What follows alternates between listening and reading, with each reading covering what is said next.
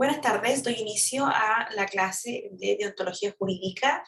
para la Universidad de Tarapacá y voy a hablar hoy día vamos a trabajar sobre un texto que ustedes tenían que leer, sobre un deber muy importante que nosotros habíamos mencionado ya dentro de clases anteriores, que era el deber contractual de información del abogado y la abogada, y en este caso estamos estudiando un texto, un artículo del profesor Sebastián Bozo Audí y Gonzalo Ruslán.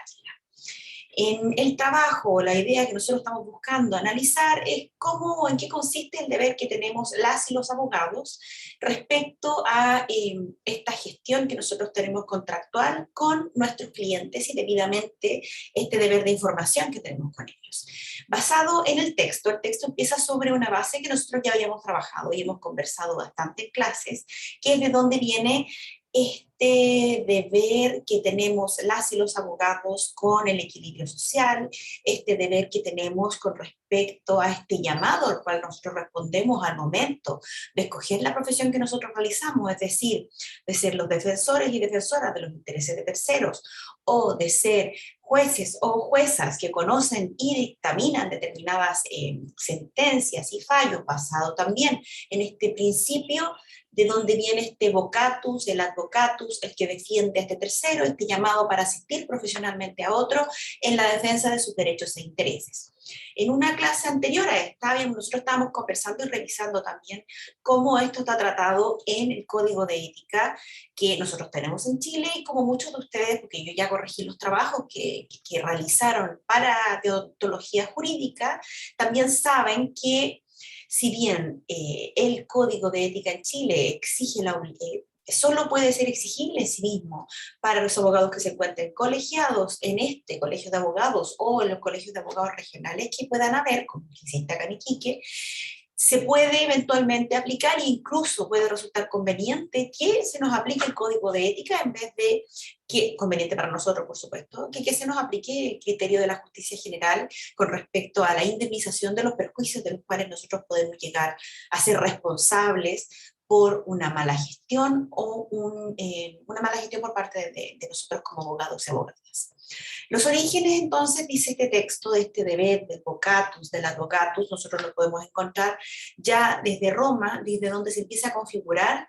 esta noción primero de la existencia y de la necesidad de esta profesión del abogado o abogada con respecto a esta administración de la justicia, para colaborar con esta administración de la justicia.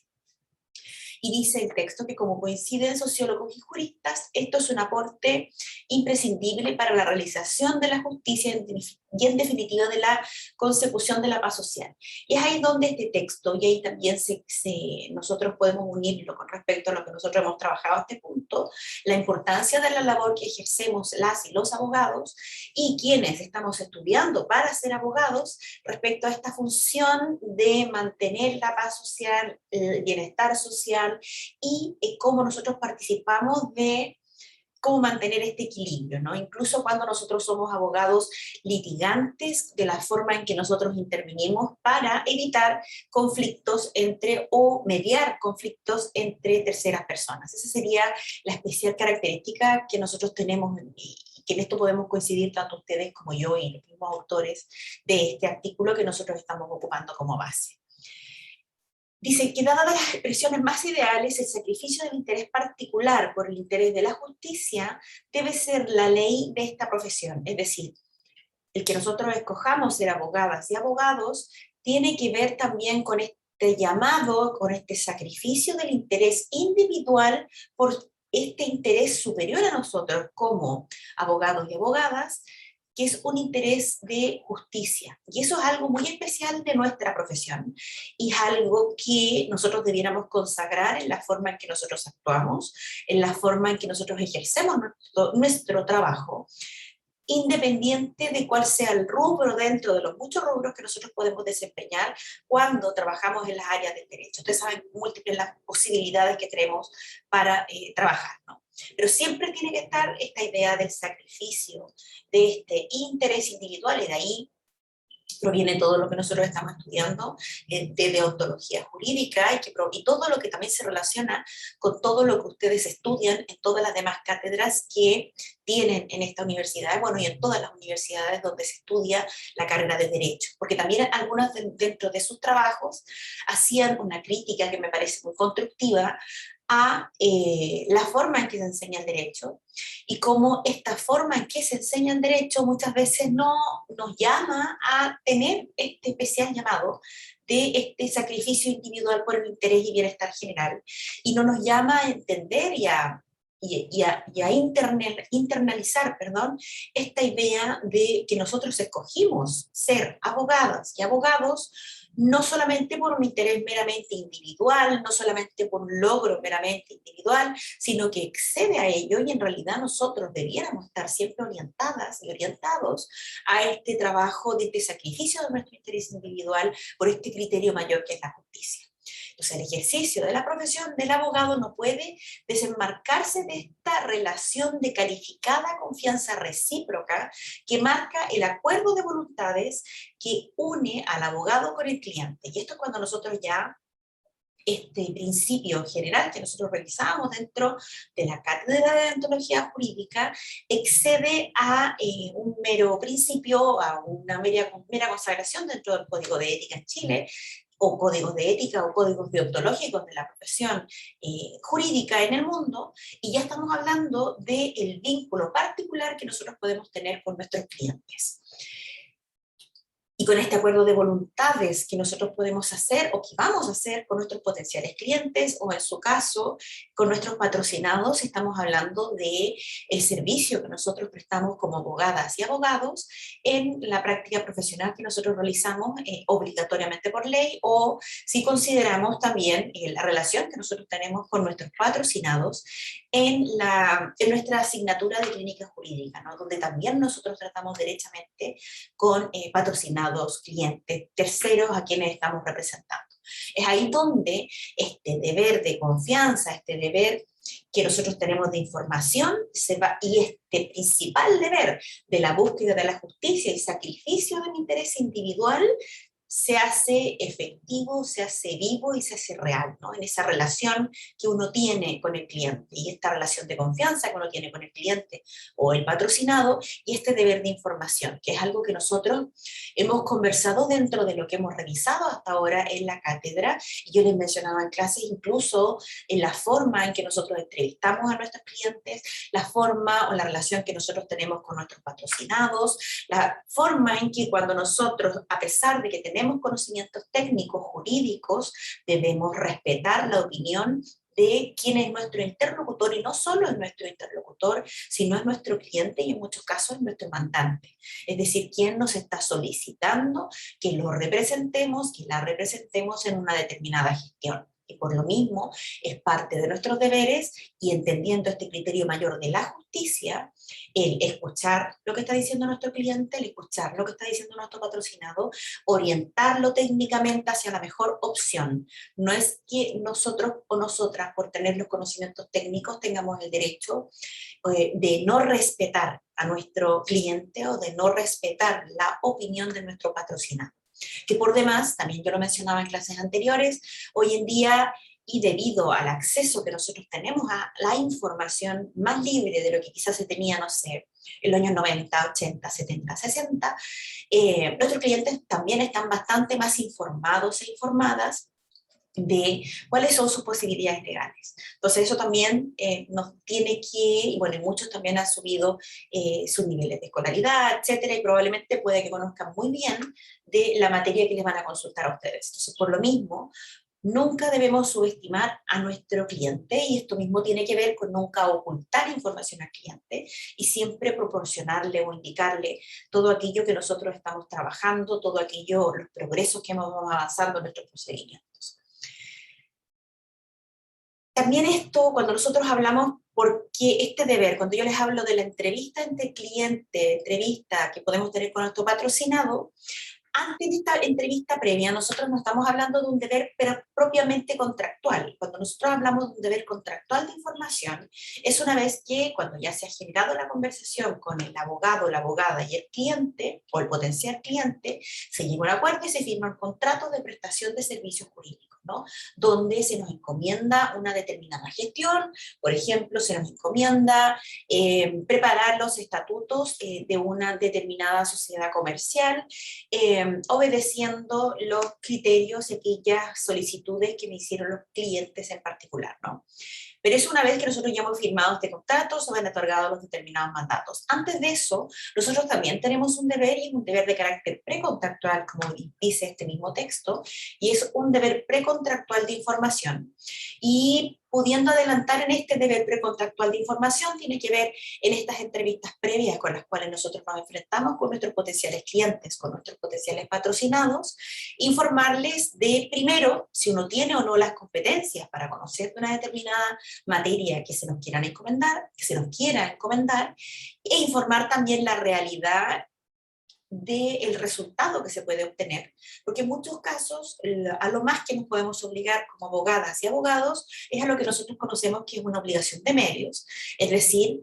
nosotros nos obligamos a hacer todo lo posible dentro de nuestras competencias para lograr el objetivo propuesto. Sin embargo, no siempre podemos obtener el resultado esperado, ¿no? Entonces, nosotros debemos informar ello, ¿no? Existen casos especiales donde muy excepcionalmente nosotros nos podemos obligar a una obligación de resultados y no de medios, y un ejemplo de una obligación que nosotros tenemos que no es de medios y es de resultados sería el ejemplo que vi hace un rato de redactar los estatutos de una determinada sociedad. Eso es finalmente una obligación de resultado en cuanto a redactar un determinado contrato. También es una obligación de resultado en cuanto al resultado esperado, o a lo que yo me comprometo es a redactar un determinado documento, a redactar un determinado reglamento, etcétera, ¿no? Pero en general, cuando nosotros estamos hablando de una litigación, de un juicio donde nosotros estamos representando a un tercero, nosotros no tenemos la seguridad más allá de obligarnos a hacer todo lo posible para lograr el mejor resultado esperado. Y en eso también requiere deber, respetar este deber precontractual con nuestros clientes o nuestros potenciales clientes o nuestros potenciales patrocinados, de informarles lo que podemos y no podemos hacer. ¿No? No mentir a fin de tratar de obtener el resultado que sería obtener un cliente en particular. Eso tiene que ver con este deber ético, con este deber de carácter deontológico o de deontología jurídica, que es lo que hemos estado conversando, y que tiene que ver con los códigos de ética en general y con el código de ética de las y los abogados en Chile, que además les comento que actualmente se encuentra el Colegio de Abogados de Santiago, el Colegio de Abogados AGE, actualmente se encuentra en elección de una nueva directiva, para que ustedes sepan cómo también se va moviendo el Colegio de Abogados, por lo menos a nivel central.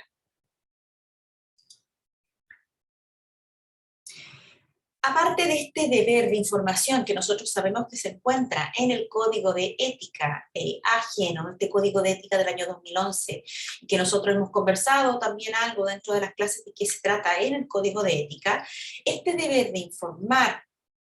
a nuestros clientes no tiene una consagración expresa en la ley, sino que algunos entienden que en esta etapa de ejecución del contrato uno podría entenderlo como una especie de obligación accesoria, una obligación periférica al servicio de la obligación principal. Esta obligación de información de la abogada o del abogado para con su cliente no tiene entonces una consagración expresa en la ley, y de ahí que su calificación como una obligación no contractual, o podríamos decir una obligación implícita, llevándonos a sostener que el cliente se encontraba en cierta forma en una situación de vulnerabilidad informacional en relación con el abogado o con la abogada. Es decir, si bien nosotros no tenemos un argumento legal expreso que establezca la obligación de nosotros actuar de esta forma, de informar a nuestros clientes, de la forma en que nosotros lo estamos conversando ahora, sí podemos entender que existe esta obligación, y sería una obligación accesoria a nuestra obligación principal de cumplir con aquel mandato o aquella solicitud que me hizo un determinado cliente,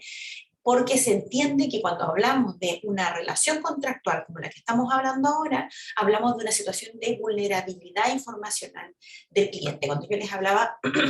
de cualquier relación jurídica, cuando nosotros tenemos que detectar cuál sería la parte que se encuentra en una especie de debilidad jurídica, en este caso podría entenderse el cliente, en cuanto el abogado o la abogada sería quien maneja los elementos técnicos y quien además realiza las gestiones y tiene este deber de información. La obligación de información entonces se levanta en medio de la emergencia de esta idea como del solidarismo contractual, es decir, solidarismo contractual de parte de nosotros como abogadas y abogados para con nuestros clientes y debido a estas evidentes asimetrías de información existentes en este tipo de relación laboral, profesional, de encargo de una persona de una determinada gestión a un abogado o una abogada. La inexistencia de una ley especial que regule este deber de información de los abogados conduce entonces a la búsqueda de esta regulación, el contenido, forma, extensión y límites en las reglas generales del derecho común, de los contratos y de las obligaciones. Es decir, el esfuerzo que realiza aquí este texto y que realizan los profesores es tratar de llevar, o de, ya que nosotros decimos el deber de información se encuentra regulado en el Código de Ética. Nosotros ya sabemos, que sean los abogados, nosotros ya sabemos que este Código de Ética tiene una aplicación muy restringida a aquellos abogados que se encuentran asociados a esta asociación gremial que es el Colegio de Abogados, y en Chile el ser parte del Colegio de Abogados no es una obligación para poder ejercer la profesión. Y como muchas de ustedes, cuando me hicieron los trabajos, los videos de YouTube para exponer, establecían, no muchos estarían de acuerdo con una colegiatura obligatoria nueva, ¿no? Es decir, como que este proceso constituyente o alguna modificación posterior nos obligara nuevamente a colegiarnos en cuanto podría afectar este principio de la libertad de las y los abogados de pertenecer a estas instituciones o asociaciones gremiales, como para poder ejercer la profesión, ¿no? Como era años atrás. Entonces, entendiendo esto, estos autores lo que tratan de buscar entonces, ya que no tenemos una normativa que regule este deber de información, y entendiendo que nos encontramos en una relación de carácter asimétrica entre cliente y el elemento técnico abogado-abogada, busca en el derecho general o en el derecho común argumentos para encontrar la obligación que tenemos las y los abogados de informar a nuestros clientes y a nuestros patrocinados, sea como un deber de carácter, sea tanto un deber precontractual como un deber contractual, ¿no? Y en esto trata de buscar estas reglas generales de derecho común de los contratos y de las obligaciones, y luego coetáneamente lo hace en las normas profesionales del ex artis, deontológicas, que emanan de los órganos de control ético de estas profesiones, por ejemplo, el Código de Ética del 2011, y al fin dice, cuando sea posible, también considerar la prestación de servicios jurídicos que nosotros podemos prestar como abogadas y abogados, otorgada a cliente, consumidor, abogado, proveedor. O sea, entendiéndolo incluso desde el marco de una relación de consumo de estos servicios jurídicos prestados por las y los abogados. Entonces, por tanto, en este caso incluso podría tratar de buscarse la obligación por parte de las y los abogados, entendiéndolos como proveedores de servicios jurídicos y a nuestros clientes como una especie de cliente consumidor, el que nosotros podamos responder por no informar debidamente a nuestros clientes.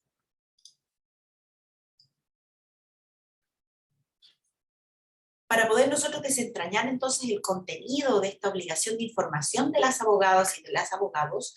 en relación con su cliente, entonces estos autores proponen un análisis en base a una división binaria simple, y dice, por un lado, en el contexto de los encargos que consisten en gestiones judiciales, en donde el abogado lleva la defensa del cliente en juicio, es decir, la típica gestión de los abogados litigantes, y por otro lado, en el contexto de aquellos encargos que consisten en gestiones no judiciales, que pueden ser variados sus objetos y que yo les mencionaba, por ejemplo, la escritura realizar una determinada escritura, el realizar una determinada gestión para, en representación de un tercero, etcétera. Todas las labores que nosotros podemos realizar más allá de dedicarnos específicamente o entender como única obligación existente el que seamos litigantes, ¿no? y que ustedes van a poder ver, de hecho, que la aplicación que puede tener nuestra carrera en el tipo de relaciones jurídicas que podemos tener y el trabajo que podemos desempeñar como abogadas y abogados excede enormemente a ser exclusivamente abogados litigantes, ¿no? Podemos ejercer muchas otras funciones, pero incluso aunque estemos hablando, y eso es lo central de lo que establece también este texto, aunque estemos hablando de otras funciones, dentro de esas otras funciones distintas del abogado litigante, persiste esta idea constante del principio de la justicia, entendiendo el principio de la justicia nosotros como defensores de los intereses de terceros y como mediadores, ¿no? Y quienes mantenemos o ayudamos a mantener esta especie de bienestar social, entonces nosotros tenemos este deber también de informar a nuestros clientes. Y cuando pues este deber de informar a nuestros clientes, también tenemos que pensarlo, informar a nuestros clientes tanto como un deber precontractual, como así también un deber contractual. Es decir, antes de realizar el contrato, incluso en nuestras primeras reuniones con los clientes tenemos un deber de información y por otro lado también tenemos un deber de información una vez que ya se ha firmado el contrato y ahí ya nosotros se generó el vínculo jurídico y por tanto entendemos también esta relación. Y vamos a ir viendo cómo esto se puede ir desentrañando. En cuanto al contenido y a la extensión de esta obligación de información que tenemos las y los abogados frente al encargo de defender los intereses de un cliente en juicio, o sea, el típico abogado litigante, que es probablemente lo que más a ustedes les han mencionado en clases.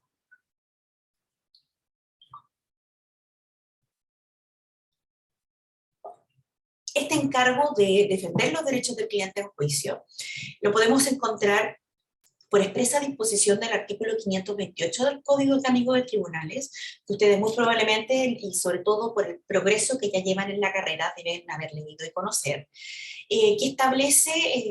una especie de mandato con la sola salvedad que no termina con la muerte del mandante, según lo prescribe el artículo siguiente, limitándose entonces este código a calificar el mandato, el acto jurídico continente por el cual una persona encomienda a un abogado o a una abogada la defensa de sus derechos en juicio. Son naturalmente las normas que regulan este contrato especial en lo que habrá que remitirse primeramente para determinar el contenido de la obligación de información del mandatario. Del análisis de estas disposiciones aparecen algunas dificultades para nosotros poder extraer la existencia de una obligación contractual del abogado, que es lo que se está discutiendo principalmente en este texto, y luego al tipificarla existen otras complicaciones en relación al contenido a fin de calificarlas como una obligación de medio o una obligación de resultado, que era lo que conversábamos al principio, y que no cabe que yo les explique de qué se trata la obligación de medio y resultado, porque yo sé que ustedes a estas alturas tienen claro a qué nos referimos por una obligación de medio y por una obligación de resultados. Y además, al principio de la clase les di un ejemplo claro de cuando nosotros nos encontramos ante una obligación de medios y cuando nos encontramos ante una obligación de resultados. La gran mayoría de los casos, cuando estamos hablando de los abogados litigantes, no estamos hablando en general, o en la gran mayoría de los casos, de una obligación de medios.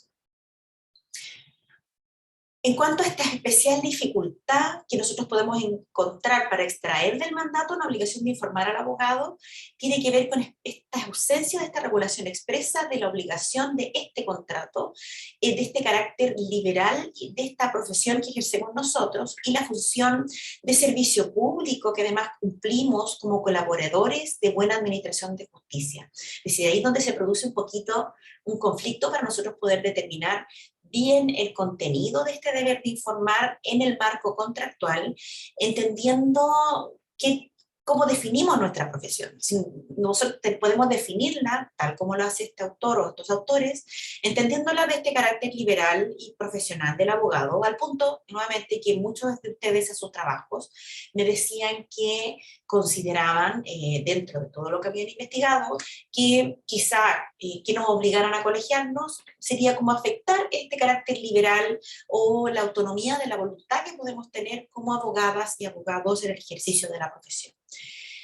Y a la vez, nuestra profesión en sí misma, y es algo que muchas veces parece que como que no nos enseña, no nos queda tan claro dentro de lo que estudiamos, esta carrera que nosotros escogimos, esta carrera de abogado o abogada, tiene en sí misma, independiente de que nosotros entendamos que es una carrera de carácter liberal y profesional, es una carrera que tiene función de servicio público, necesariamente. Y en esta función de servicio público se manifiesta en diversas manifestaciones y formas en las cuales nosotros trabajamos en el derecho. ¿Y por qué? Porque tiene esta especial conexión que yo les mencionaba al principio de la clase, y que no es que lo diga expresamente este texto, pero es algo que nosotros hemos trabajado durante todo el semestre, que es esta idea de el deber que nosotros tenemos como colaboradores en la buena administración de justicia, el deber que nosotros tenemos con esta idea principal de la mantención de la paz y del bienestar social, ¿no? Ese es como nuestro deber, ese es nuestro llamado. Para eso nosotros escogimos esta labor, o debiéramos haberla escogido por esa razón, y si no la escogimos por esa razón, debemos asumir que es parte de lo que nosotros realizamos, ¿no? Y volviendo a una de las primeras, literal, la primera clase de esta cátedra, el evitar convertirnos en una especie de técnico jurídico, y cuando hablo de técnico jurídico no lo digo menoscabando a quienes han estudiado de técnico jurídico, sino que me refiero a nosotros volvernos como personas que solamente nos aprendemos el derecho y lo ocupamos para el resultado que nosotros queramos o que queremos lograr, independiente de si este resultado es ético, o si este resultado es justo, o si este resultado resulta acorde con los intereses y el bienestar de la mayoría, ¿no? Que debiera ser algo que nosotros debiéramos tener siempre presentes y debiera estar consagrado en todo lo que hacemos. ¿Cuáles son los límites que representa esta regulación de este mandato en el Código Civil, según lo que establece este texto que ustedes tenían que leer y que estamos trabajando en clases? El Código Civil, que remite al Código Orgánico de Tribunales, como viene a ser dicho, no califica de mandato a los servicios profesionales que suponen largos estudios a los que está unida la facultad de representar a otro, sino que solo señala que estos servicios se sujetarán a las reglas de dicho contrato. Nuestros tribunales superiores de justicia así también lo han resuelto, sentando la doctrina según la cual la prestación de los servicios a los que se refiere el artículo 2118 del Código Civil no es técnicamente un mandato. En efecto, si nosotros revisamos las reglas del mandato contenidas en el libro cuarto del Código Civil, artículos 2116 a 2173, la obligación de información, que puede denominarse en las palabras del código como una obligación de dar cuenta, y probablemente ustedes en derecho procesal también ya han revisado o se les ha enseñado esta obligación de dar cuenta que nosotros tenemos, de dar cuenta de la administración que tenemos con nuestros clientes o nuestros patrocinados, ¿no? Dar cuenta de cuáles son las gestiones que nosotros estamos realizando, de dar cuenta de cuáles son las diversas actitudes que nosotros hemos realizado cumpliendo el mandato que se nos ha indicado o solicitado. Y aparece solo una disposición en el artículo 2155 del Código Civil, y ella naturalmente ha sido analizada como una obligación que nace generalmente al término del mandato, que al término del mandato, es decir, una vez que nosotros hemos terminado de realizar la gestión solicitada por una determinada persona, nuestro mandante, para realizar una determinada gestión, un determinado litigio, recién en ese momento nosotros podemos entender que, en virtud del artículo 2155 del Código Civil, tenemos el deber de informar a nuestro cliente. Sin embargo, el artículo 2155 del Código Civil no, en parte alguna, permite concluir que el mandatario esté obligado a informar de su gestión solo al concluir el cargo. Es decir, independiente de esta interpretación tradicional que se ha dado, existe una discusión que da este artículo en particular sobre si nosotros podríamos entender que no existe entonces la obligación de informar a nuestros clientes durante la gestión, o a nuestros patrocinados, durante la gestión de la obligación. En general, es habitual que en el mandato que une al cliente con el abogado, no se estipulen en términos específicos en los cuales deba ceñirse rigurosamente la gestión del mandatario, pues difícilmente una persona que no es abogado podrá instruir a un profesional sobre las reglas del lex artis, es decir, difícilmente nuestro patrocinado, nuestro cliente tendrá las competencias de poder explicarnos,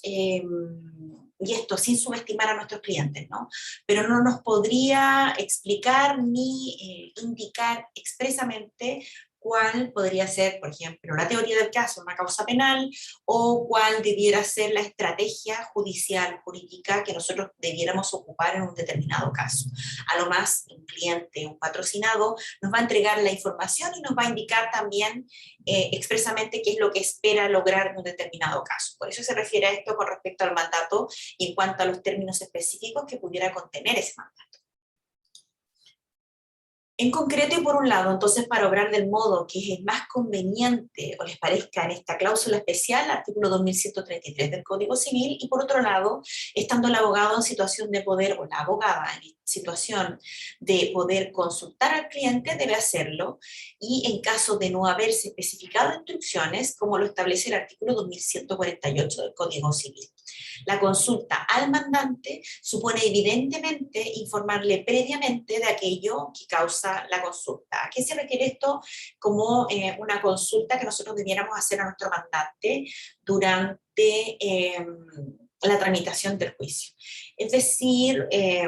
mientras ustedes estén representando un determinado representado cliente patrocinado, específicamente informarle de cambio de circunstancias en el juicio, informarle de propuestas de acuerdo en el juicio, informarle de salidas alternativas a un procedimiento que nosotros estemos llevando y que pueda favorecerle, etcétera. Es decir, en todos estos casos nosotros tenemos dentro de este deber contractual de informar, tenemos este deber de solicitar, informar previamente a nuestro cliente de aquello que requiere esta causa de consulta. Esta conclusión a la que llegan estos autores se encuentra en armonía en el orden deontológico con lo regulado en el Código de Ética que nosotros conocemos ya del 2011 del Colegio de Abogados en dos disposiciones. Por la primera, en el artículo 28, el abogado y la abogada asume principalmente el deber ético de mantener informado al cliente en forma veraz, completa y oportuna del estado del encargo profesional encomendado y de manera especial de todo otro asunto importante que surja en su desarrollo. Y por la segunda, el artículo 29, que se regula el deber de información en relación a la obligación de actuar conforme a las instrucciones, disponiendo que el abogado debe actuar conforme con las instrucciones recibidas por el cliente, cuidando que éste haya sido informado de conformidad con el artículo precedente.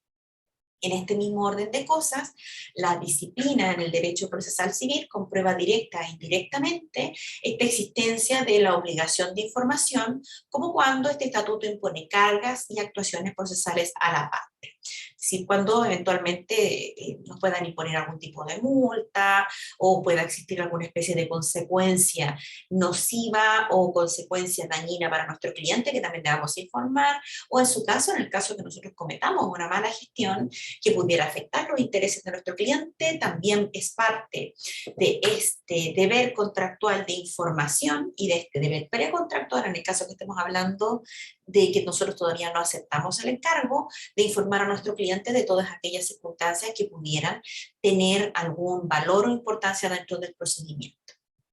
En síntesis entonces, sin ser un negocio fiduciario, sino una vinculación jurídica de doblemente confianza, pues el mandato, nosotros en este caso, cuando hablamos del mandato, de este encargo que se nos realiza por parte del cliente, el patrocinado a nosotros como abogadas y abogados, nosotros entendemos también que esto es un contrato de instituto persona y además es un contrato concluido en consideración de la persona, del otro contratante. Es decir, en este caso nuestro mandante y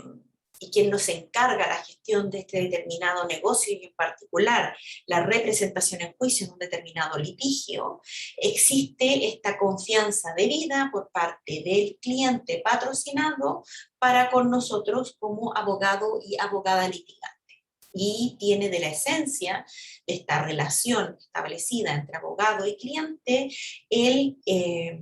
esta confianza que tiene el cliente con que quien lo esté representando y continúe su representación sea el abogado o la abogada con quien ha tenido la primera conversación. Es decir, en este aspecto, y ahí también se produce un cuestionamiento, algo que está ocurriendo en este último tiempo, con respecto a estas agencias, creo que hay algunas que supuestamente se hacen cargo como de la gestión de cobranza de ciertas deudas, donde en una primera gestión uno se comunica con un abogado, luego se comunica con otro abogado, luego le pasan su causa a otro abogado y así, ¿no? Bueno, y una queja constante que también existe con respecto a nuestra práctica profesional, pero que eso en realidad ya no es parte de nuestra responsabilidad, pero lo digo por si alguien que no estudia Derecho llegué a escuchar este video. En particular también existe mucha queja con respecto a cómo muchas causas se traspasan de un postulante a otro, y la explicación está en que la obligación que nosotros cumplimos para poder ser abogadas y abogados es que nosotros realizamos una práctica de 6 meses, y a veces en este plazo de 6 meses no alcanzamos a terminar toda la gestión de una causa en particular, de un patrocinado, y por ello se traspasa a otro o a otra postulante. No es un tema de irresponsabilidad de un postulante anterior, sino que una vez terminado existe el deber de, nosotros realizamos todo un informe general de todas las causas y en el estado en que estas quedan, y luego se entregan a otro postulante. Esa es la forma en que se regula, y también recordar que la práctica profesional que nosotros realizamos es una práctica no pagada. Nosotros no recibimos ningún tipo de remuneración por la práctica profesional que realizamos, ni tampoco ningún tipo de apoyo económico para poder realizar esta práctica. Entonces también es importante, aparte de estos deberes éticos y deontológicos que nosotros tenemos dentro de la profesión, también entender algunas nociones que a veces no se conocen bien de cómo nosotros ejercemos nuestra función, o por qué en el caso de las causas de la corporación una carpeta puede pasar de 1 a 2 o a 3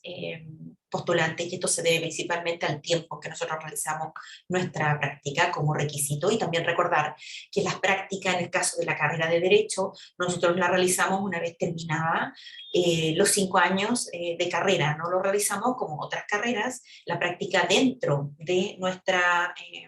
nuestros estudios de la carrera, sino que una vez, para nosotros poder postular a la práctica profesional, nosotros tenemos que tener la calidad de egresados y egresadas de una determinada carrera de Derecho. Entonces este es un requisito que nos exige la ley para poder ser abogadas y abogados. Esta noción de obligaciones implícitas no materializadas en el contrato demuestra, independientemente de la existencia o no del instrumento en que se apoye,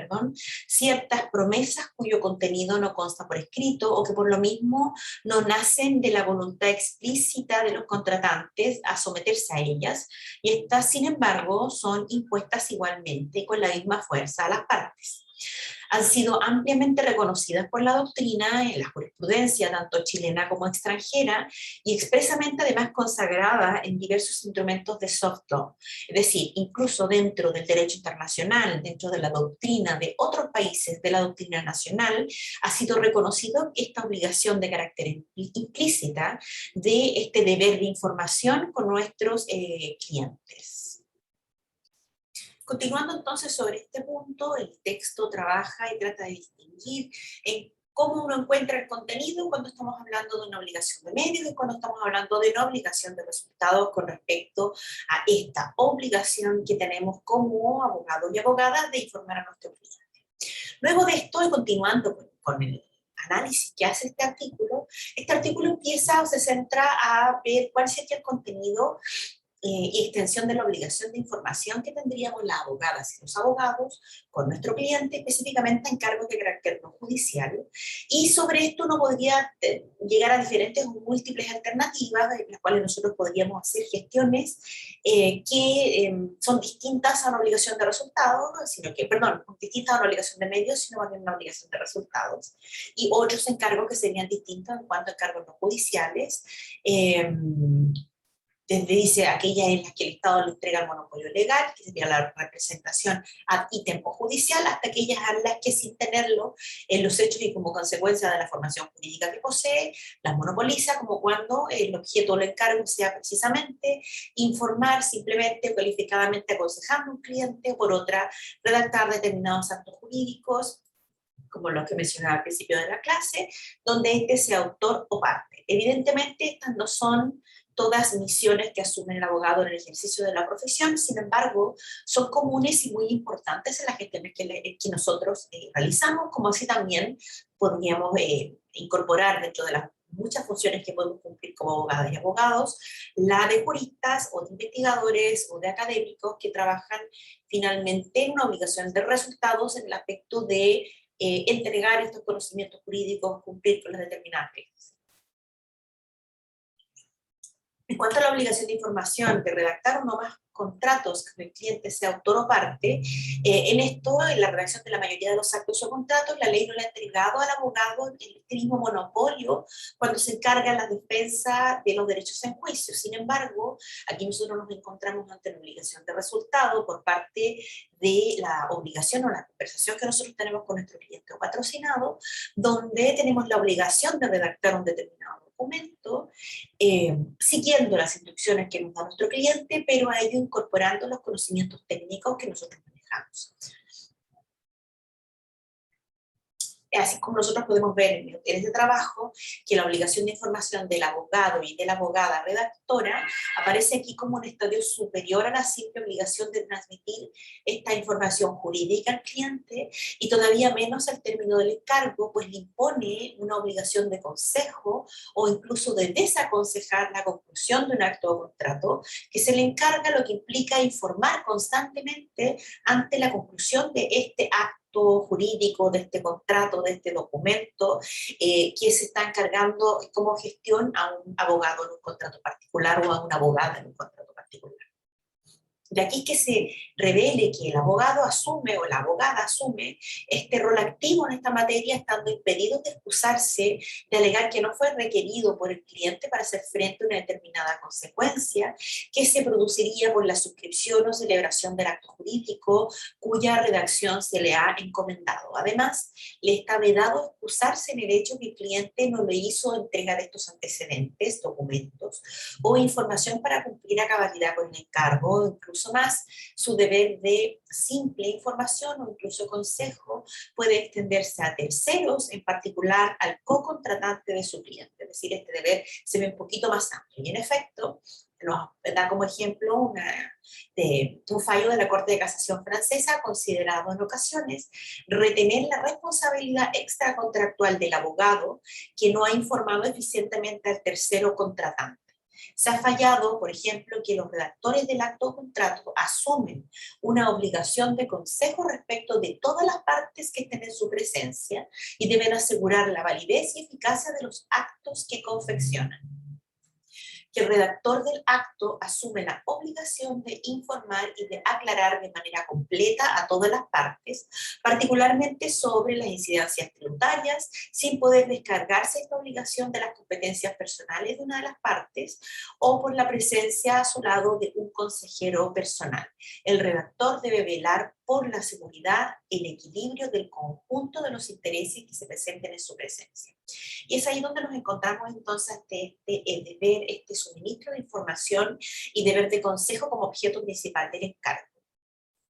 La asesoría jurídica como expresión de una dedicación profesional de las y los abogados en el ejercicio de su trabajo no es demostrativa de ninguna especialización. Sin embargo, se propone en este texto, para los efectos de esta contribución, entenderla como un área de ejercicio que se antepone al litigio, intentando precaver el litigio o incluso evitar el litigio. El objeto principal de la prestación de servicios de la abogada y del abogado asesor jurídico es precisamente entregar al cliente de forma permanente y en casos puntuales la información necesaria que éste le requiera y en su caso aconsejarle en base a ella la decisión que más convenga a su interés. Ahora, entender también que el ejercicio y el trabajo que nosotros podemos realizar como asesores es también con respeto a lo que nosotros somos profesionalmente, y me refiero El encargo técnico que nos pueden hacer tiene que ser en el marco de lo que es nuestro trabajo como abogados y abogadas especialistas del derecho, y aquella información y aquella asistencia que nosotros podemos dar a nuestros clientes o a quienes estamos asesorando debe encontrarse en ese marco. No podríamos entenderlo como que se nos pueda encargar todo tipo de gestiones de otra índole distinta de aquella para la cual nosotros nos hemos preparado por un largo tiempo por demás. Así también encontramos dentro del texto y dentro de este deber de informar contractual a los clientes, o el deber precontractual de informar a los clientes y patrocinados, la transmisión de información como objeto principal del contrato cliente-abogado. Y la primera, que conviene dejarla establecido, como ya se había avanzado, es que es la función de la asesoría jurídica, la información que transmite el abogado al cliente constituye el objeto principal de la obligación y no una prestación accesoria. Es decir, el texto, a diferencia de lo que se ha entendido en este punto, entiende que este deber de informar, independiente de que nosotros no tenemos una norma expresa fuera de la norma del Código de Ética, se entendería como una obligación principal dentro de la relación jurídica que se entabla entre abogada, abogado y el cliente patrocinado. Este deber de información sería parte principal, el objeto principal de que un tercero busque ser asesorado por una abogada o por un abogado. En esta primera hipótesis de asesoramiento jurídico, el cliente contrata los servicios profesionales del abogado con el único fin de requerirle que entregue información sobre determinada materia, y este cumple con la gestión entregando, sea verbalmente o sea mediante un informe escrito, la información solicitada. No hay entonces prevenciones, deducciones, ni conclusiones o recomendaciones algunas que emanen del profesional. El objeto material, el aspecto formal de la prestación, es medible por este resultado concreto, el que es la entrega de información requerida. Y esto se refiere más bien a cuando nosotros asesoramos a un tercero.